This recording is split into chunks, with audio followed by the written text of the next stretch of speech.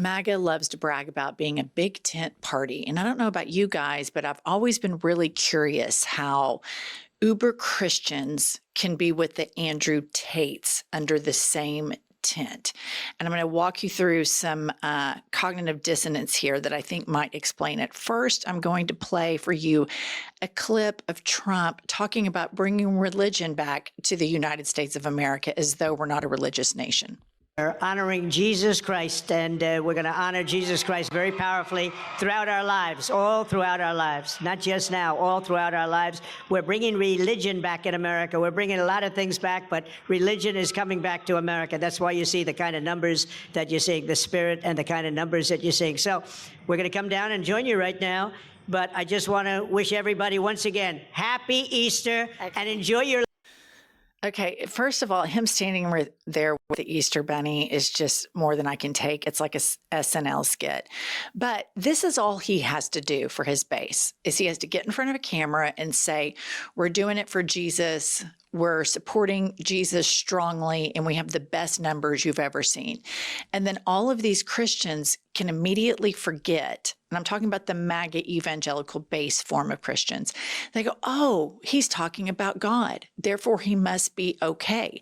And I remember growing up in the Bible Belt when I was younger, I would see these very dysfunctional families or people that were really, really, really religious. And then on Sunday, it was like they went to church and it was just, you know, we're fine because we're these big Christians. All right, now let's jump over to the manosphere. And so if the Christians like Trump because of his performative religiosity and jet stream of bullshit about how much he loves Jesus, why do the manosphere podcasters like him? Play this clip. It switched so much. You know, when I was younger, like, Democrats were cool. They were getting their dick sucked in the office. They were like, right? They were like, they were like supportive of like hip hop music. They said, do whatever you want. Like, we don't want to be in your bedroom. They were cool with gay people. Like, it was cool to be a Democrat. Now, conservatives got 3 baby mamas. The president got 3 baby mamas. He's getting pussy left and right. Right? He's cool. He's the one saying, say whatever the fuck you want. So now conservatives have become Democrats. So I don't think I've changed. I just like the dudes that get pussy and say whatever they want. So it's very, you want me to be a Democrat again? Get some pussy. Tell me to say whatever I want. I'm there. So that's what it is for men, this white privileged manosphere. Say pussy, talk about getting pussy. Donald Trump can play with them and go over and do podcasts and act like a tough guy. Meanwhile, you know, this guy's advocating, I think his name is Andrew Schultz, for Trump to go out and get all the pussy he wants, but then the religious right wing is able to just ignore that portion of it because this is a hollow movement. There's no spine, there's no integrity, there's no morality. This is just about winning and being spiteful for sport. That's what these people like. There's no real motivation behind the right-wing MAGA Christians that we want to leave an imprint, that our movement was just, that we lifted up the vulnerable. This guy, I guess it's all about just spreading your sperm as many places as you possibly can. And think about that. That's what he wants in a president that gets a lot of pussy. He doesn't want a president that's an expert. He doesn't want a president that has years of experience in diplomacy. It's this real caveman, lizard brain impulse when it comes to this MAGA personality cult. All right, next up, let's put up this tweet. So here we have Natalie Winters, and she says, and this was at the Easter egg roll thing at the White House, an Easter egg hunt, but we search for illegals instead. And she's all like glammed up. And so think about that. Like, she's probably, you know, big MAGA Christian. And then she talks about searching for human beings that happen to not have the right paperwork. And she's referring to them as illegals, further perpetuating this propaganda that feeds into these very insecure, broken base, this personality cult. It's like, yeah, Easter, but we're also looking for illegals. Again, there's no core. There's no base to it. And I'm going to bring up something to show you what happened last year at Joe Biden's Easter egg roll. Put this up.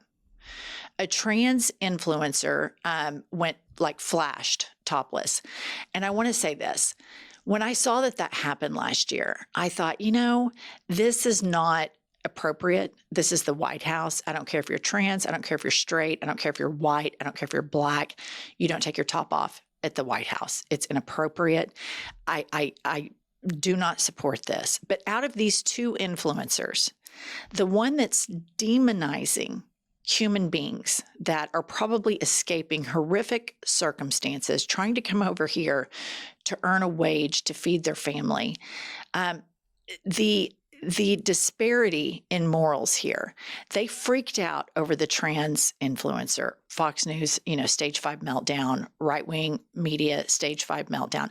I don't support it, but it's just a pair of breasts. We're playing two different games here. You can't control what everybody in your party does and what all of your supporters do, but you can, as a party, stand for something that you want to believe in, and that you believe that all human beings deserve due process. All human beings should be treated with dignity. And so I think that MAGA freaks out and always marginalizes trans people, gay people, Black people, because that's a part of their narrative. That's how they rope everybody in.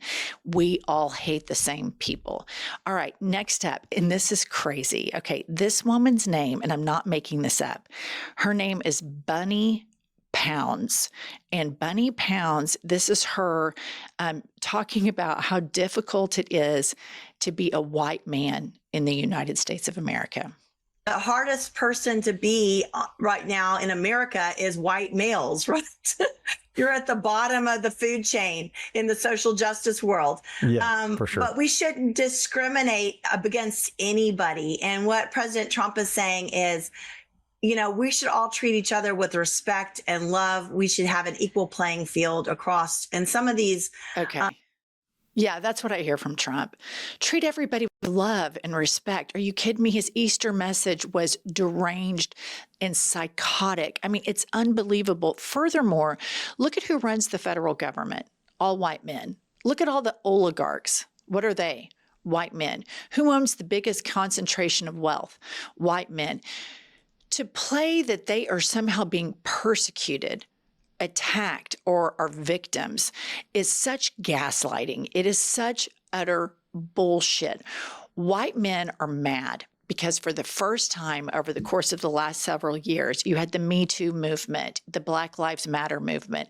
Accountability started circling in, and they didn't like it. People were not so quick to go, oh, boys will be boys. They started holding them accountable and started canceling their businesses. And they didn't like it. And that's why you see a lot of these oligarchs jump ship from, being moderate Dems or maybe even left of center Dems to being red-pilled.